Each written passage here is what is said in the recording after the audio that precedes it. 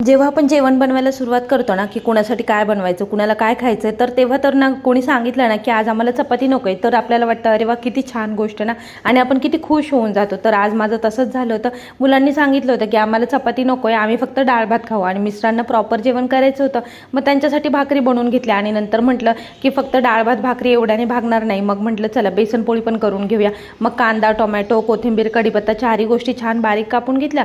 त्याच्यामध्ये हळद, लाल तिखट आणि मीठ टाकून घेतलं. जिरं आणि ओवा पण थोडासा घालायचा आणि मग मस्त बेसन पोळीचं बॅटर बनवून घेतलं. एका साईडला डाळीला फोडणी दिली आणि दुसऱ्या साईडला ना छान अशा बेसन पोळ्या काढून घेतल्या. त्याच्यानंतर ना आम्ही सगळ्यांनी जेवण वगैरे करून घेतलं आणि मग किचनमध्ये आलं. किचनमध्ये आल्यावर एवढी सगळी भांडी होती ना घासायला, ती सगळी भांडी बघून आणि सगळं किचन बघून असं ते मी 2-4 चपात्या ज्या कमी बनवल्या होत्या ना त्याचं सुख विसरून गेले. सगळं किचन ओटा मस्त आवरून घेतला आणि त्याच्यानंतर मला असं रिअलाईज झालं, की आपण जेवण किती बनवतो, काय बनवतो, कसं बनवतो याच्यापेक्षा पण ना जास्त लेडीजला ना रात्रीच्या वेळेस असं किचन आवरतात ना त्याचं समाधान सगळ्यात मोठं असेल मला वाटतं.